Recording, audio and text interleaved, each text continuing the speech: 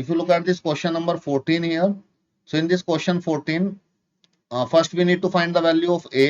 एक matrix a हम लोग बनाएंगे, x -1 2 3 4 -5 2 -1 and 3, right? So we have discussed already several questions we have done how to find out the a inverse. हमें a inverse की जरूरत पड़ेगी यहाँ पे. What is a inverse?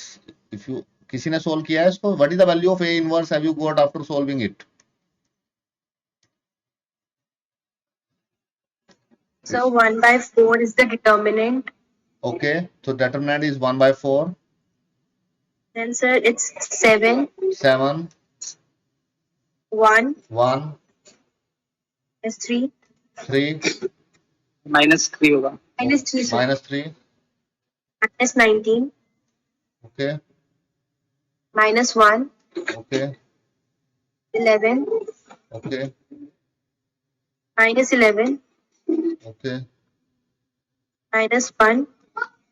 -1 7. 10 7. 7. Okay. So this is a inverse. अगर आपको a inverse find out करना नहीं आ रहा है कि कैसे हम लोग फाइंड आउट कर रहे हैं, so हमने पीछे बहुत सारे क्वेश्चंस डिस्कस किए हैं, तो आप उन क्वेश्चंस को जाके देख लीजिए, आपको समझ में आ जाएगा. ठीक है, previous questions we find in detail how to find this a inverse, right? So a inverse हमें चाहिए इस क्वेश्चन में, डायरेक्टली हम लोगों ने फाइंड कर लिया. एक what is b in this case, b is 7. So a inverse के लिए कोफैक्टर्स फाइंड करने आने चाहिए, डिटरमिनेंट फाइंड करना आना चाहिए आपको, तो वो आप फाइंड आउट कर सकते हैं इजिली नाउ. आई होप, मुझे नहीं लगता आपको कोई, इतने क्वेश्चंस डिस्कस कर लिए हमने पीछे, आपको कोई प्रॉब्लम आएगी इसमें. a इनवर्स फाइंड करने के बाद इस क्वेश्चन में क्या स्टेप होता है, इस क्वेश्चन में a इनवर्स फाइंड करने के बाद x is equal to a inverse b, put the values of x, put the value of a inverse. a inverse की वैल्यू रख दीजिए, x की वैल्यू रख दीजिए x y z, a inverse की वैल्यू रख दीजिए 1/4, 7 1 -3 -19 -1 11 -11 -1 एंड 7, राइट? और यहाँ पे b की वैल्यू पुट कर दीजिए. a इनवर्स फाइंड आउट किया था हमने इस आइडेंटिटी में रखने के लिए, राइट? यहाँ से x y z की वैल्यू फाइंड आउट हो जाती है. b की वैल्यू रख दीजिए, b की वैल्यू जो हमारे पास है 7 -5 और 12, right? After this you need to solve it and find the value of x y z.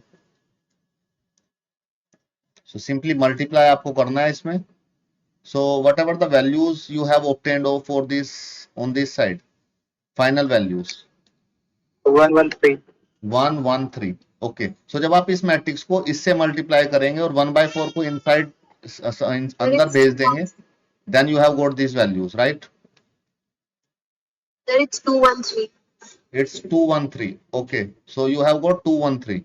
तो मल्टीप्लाई अच्छे से करना, ध्यान से, ये मल्टीप्लीकेशन में मिस्टेक ना हो. So therefore x is 2, y is 1 and z is 3 in this case. So this is the final answer. And 6 marker में आता था, अब 6 मार्कर में तो आता नहीं क्वेश्चन, तो 5 मार्कर का क्वेश्चन है, लेंथी हो जाता है थोड़ा सा a इनवर्स जब हम लोग फाइंड आउट करते हैं, right? I hope this question is clear to you. Now let's move to the next question. Look at this question number 15 here. a is given, तो सबसे पहले हमें a इनवर्स फाइंड आउट करना है in this question, right? Then using a inverse, so by using that a inverse we need to solve these equations, right? So now a is given, so किसी ने find out किया है इसका a inverse? इसका हाँ कर लिया a inverse. 0 1 -2. Okay. और किसी ने किया है? आपने, Sanya, Pranjali, Riya? Okay.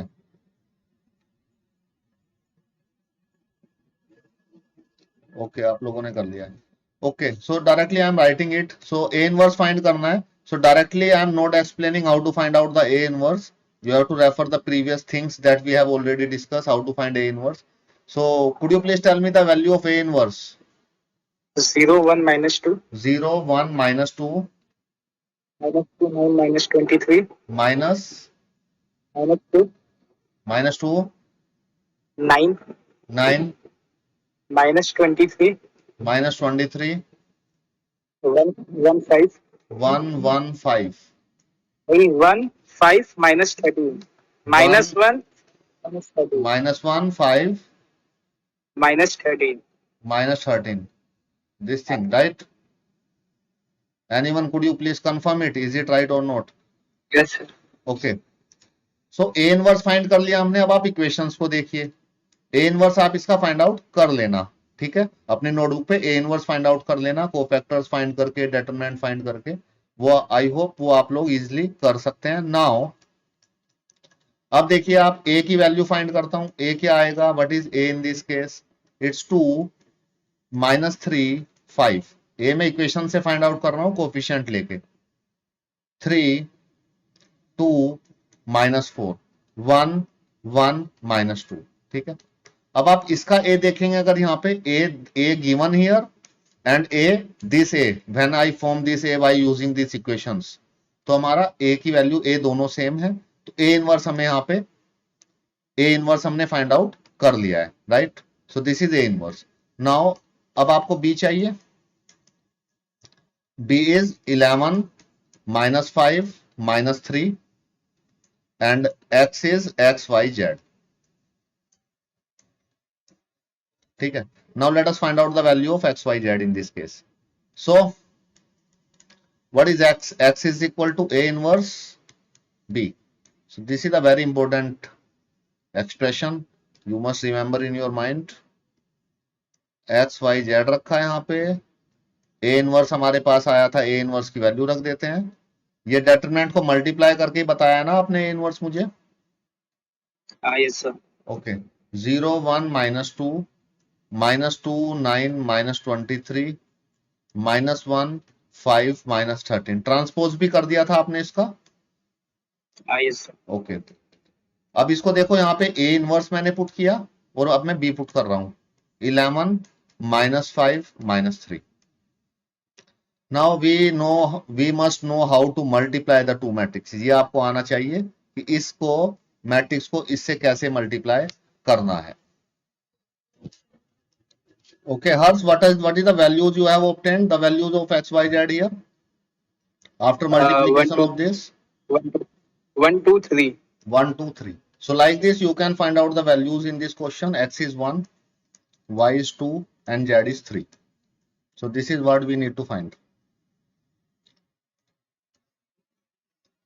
right? Now look at this question number 16 here. If you look at this question here, the cost of the 4 kg onion, 3 kg wheat and 2 kg rice is 60. The cost of 2 kg onion, 4 kg wheat, 6 kg rice is 90. The cost of 6 kg onion, 2 kg wheat and 3 kg rice is 70. Find the cost of each item per kg by matrix method. तो पहले cost ही let कर लेते हैं. Let cost of 1 kg, onion की cost नहीं पता हमें, कितनी ओनियन की कितनी कॉस्ट है 1 kg की। वीट की हमें कॉस्ट नहीं पता है, वीट की कितनी कॉस्ट है 1 kg की।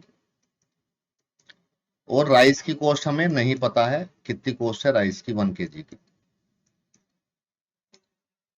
सो इसको ले लेते हैं x and y and z, right? So now let us form the equations. So 4 kg onion है, ओनियन कितना लिया है 4 kg, तो 1 kg की कॉस्ट है 1x रुपीज, तो 4 kg की आ जाएगी according to question, it's 4x, right? 3 kg wheat को y से मल्टीप्लाई करेंगे 3y, और 2 kg राइस को z से मल्टीप्लाई करेंगे तो it become 4x plus 3y plus 2z is equal to, total cost कितना आया 60 rupees. I hope this equation is clear to you how I form this equation. तो मैंने total amount निकाल लिया है, 4 kg प्याज का, 3 kg वीट का और 2 kg चावल का, मैंने प्राइस ऐड करके 60 के इक्वल रख लिया है, राइट? अब आप यहां से एक इक्वेशन बना सकते हैं। यहां से अगर आप देखेंगे 2 kg onion, 4 kg wheat and 6 kg rice, so 2x 4y and 6z equal to 90। और ये देखिए 6 kg, 2 kg and 3 kg, so let us form the equation 6x 2y and 3z is equal to 70. So these three equations form हो गई हैं and we know how to solve this three equations by matrix method. So first of all we need to find A. So A coefficients होते हैं 2 4 3 2. ए इसके coefficients होते हैं 2 4 6 X Y Z के coefficient A and it's 6 2 3 and B यहां पे find out करना होगा हमें. B is 60 90 70, right? And x y z, right? So now अब हमें a inverse फाइंड आउट करना है यहाँ पे a inverse. So how to find a inverse? By using this formula we need the determinant of a and adjoint of a. So this thing we have already discussed how to find out the a inverse already in detail. So I am not going to explain it again here. So directly you can tell me the value of a inverse here. Determinant 50 आ रहा है.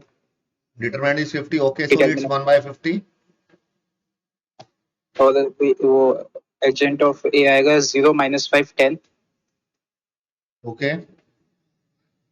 30 0 20 minus का 30 0 -20 minus 20. -20 10 10. Okay. So this is हमें a inverse find out करना है. I am not explaining this how to find a inverse here. I hope you already know that how to find a inverse. Now after that हमें apply करना है x is equal to a inverse b. Right? x is equal to a inverse b. So put the values of x and all that here. x की value है हमारे पास x y z.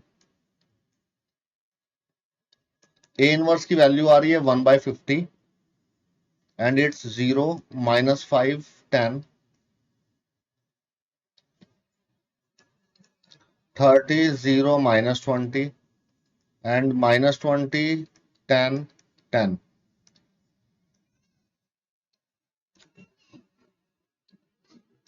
It's 60 90 and 70. तो मैंने a inverse की और b की values put कर दी हैं. Now the final thing we have to do here is multiplication. इस मैट्रिक्स को इससे मल्टीप्लाई करना है. I hope you all know how to multiply the two matrices.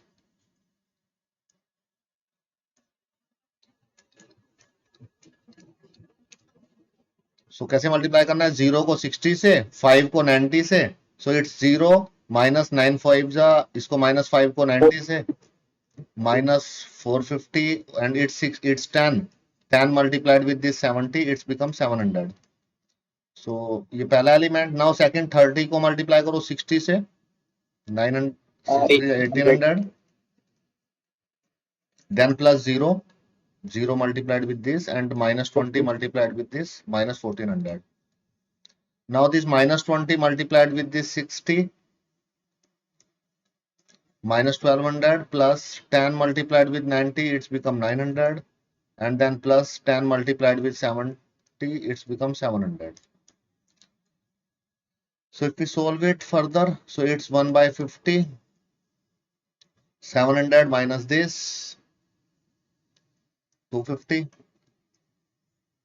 18 minus it's 400, it's 19 plus 9 plus 7, 1600 minus 1200, it's 400. If we multiplied 50 को अगर अंदर भेजेंगे हम लोग, if 50 is goes inside, so then it's divide 250 by 50, 400 by 50 and 400 by 50. So now let us divide by 50 and get the final answer. So 250 को 50 से divide करेंगे तो 5 आएगा, 400 को 50 से डिवाइड करेंगे तो 8 आएगा and it's 8. So the value of x in this case is 5 when we compare the two matrices. Y is 8 and Z is 8, right? So this is the final answer in this case. So what is the cost of these things? The cost of so we can at the end we can write that cost of 1 kg onion is 5 rupees per kg, and the cost Y is 8 rupees per kg and Z is 8 rupees per kg. So this is the final answer in this case, right?